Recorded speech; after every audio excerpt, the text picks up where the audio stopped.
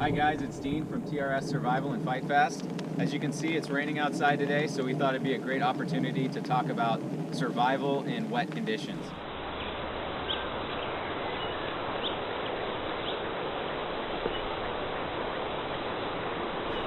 So the amount of rain that's out here right now isn't terrible. I could walk around pretty comfortably, but that would be a very foolish thing to do in a survival situation, because once your clothing gets wet, it starts pulling the heat out of your body. So if you're, presumably in a survival situation, you're going to be sleeping out in the elements. You might have a tent, but you're still not going to be that insulated. So bottom line is, if you can stay dry, you want to stay dry. So what we want to talk about today is a lot of different ways that you can use a heavy-duty trash bag in a survival situation, and it's something that folds up very small inside of a backpack. You won't even know it's there. I've had one in my backpack for several years. In fact, this is that bag, and because they do degrade over the course of a couple of years from UV light, I figured I'd go ahead and use this one up and put a fresh one in my bag. So this is a heavy-duty 3 mil trash bag. It's like a construction trash bag. You want to make sure you got a heavy-duty bag, otherwise twigs and things like that are going to snag and rip it open.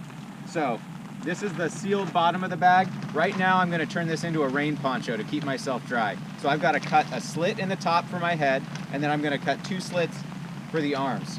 My head's still going to be exposed. Hopefully I've got a hat. As part of my survival plan, I've got some sort of thing to cover my head with. Since I'm in the rain, I'm going to do this pretty quick. First thing I want to do is put my arm inside this, identify the center. Usually there's a fold. This is the center of the very bottom of the bag. I'm going to use my TRS fang knife to poke a hole first in the top here in a controlled way. You don't want to cut yourself, but you also don't want to slip and cut a huge gash in your bag, because you're going to ruin that bag, and you got to assume you've only got one. So I've got a little hole poked. Now I'm going to take the knife, I'm going to ride my finger up to the tip, and that's so that I'm not going to cut anything that I don't want to. I'm going to slip this arm in and slip the other arm out, and I'm going to poke the tip through here, and I'm going to kind of control the blade like this and slowly slice the head hole here. Hopefully you can see that. Fold this so you guys can see this.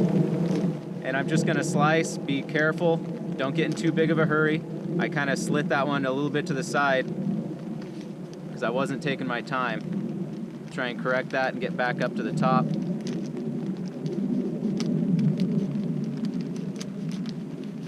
These bags are pretty thick. That's a good thing, but it is a little more of a challenge to cut in a controlled, even way.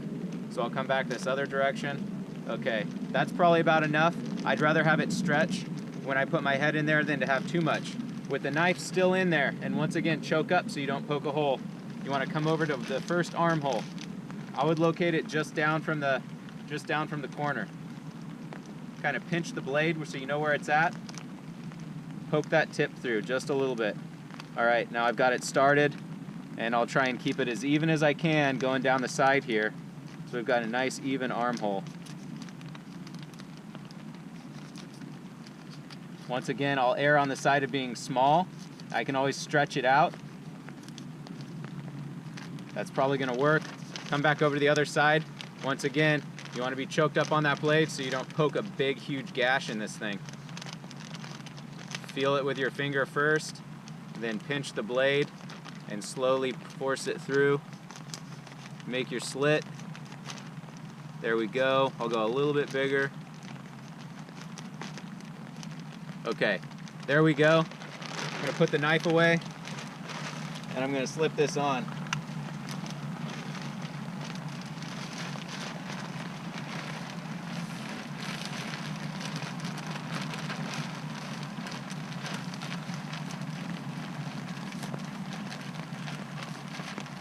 All right, this is a pretty good fit. It's tight around the throat, so I'm not gonna get a lot of water running down in there. Kind of choke up the arms a little bit so you got your freedom of movement back. I'm going to open this one up a little bit, and this is going to make a pretty darn good poncho. It does come down pretty low like a parka too. I'm wearing jeans, not exactly the ideal clothing for a wet environment, but I've got this bag. It's gonna keep me pretty dry all the way down below the knee, depending on how tall you are. So this is a great way to carry something in your bag that basically mimics a waterproof jacket. My arms are still exposed, but we're kind of making the best of a bad situation here. We're assuming this is a survival situation. Ideally, you'd bring a waterproof jacket, but in this case, we didn't have one, or maybe somebody else in your group needed one. Maybe it got ripped, whatever. A lot of bad things can happen. This is a good next option. It's also pretty big in the back. You could easily slide this over a backpack, and now all of your equipment, even if you didn't have a great waterproof backpack, all your equipment is now dry. So this is a great item to have. We're going to show a couple more uses, but for the poncho, this is basically it. It's done. If you have a big group of people, you can carry 3 or 4 of these and you still wouldn't really notice the difference. One last thing with the ponchos. If you get a heavy duty poncho, they're typically fairly thick and they're also fairly heavy, and they only serve one purpose as a poncho. When you carry a trash bag like this, there's a lot of different things you can do with it. So if you're trying to make your survival kit as small as possible, there may be some advantages over bringing a trash bag over an actual rain poncho. Now that's for the heavy duty rain ponchos. There's nothing better than a heavy duty rain poncho if there's heavy rains. Now the lighter, thinner ones that you see people wearing at sporting games and things like that, if you've ever used one of those, you know how cheap they are. You walk by one thing, you're gonna snag it, it's gonna rip a huge hole in it. Or I've even seen people, while they're putting them on, the seams on those things are melted, so it's just cheap plastic, and while they're putting the thing on, it just totally rips open. So I wouldn't rely on those as this is what's gonna keep me dry in the rain. You want something thick, this can stretch, it's tough, it's not gonna easily rip, and it's just, it's a great option, and it's also very versatile. We're gonna show you some of the other things you can do with it in just a minute.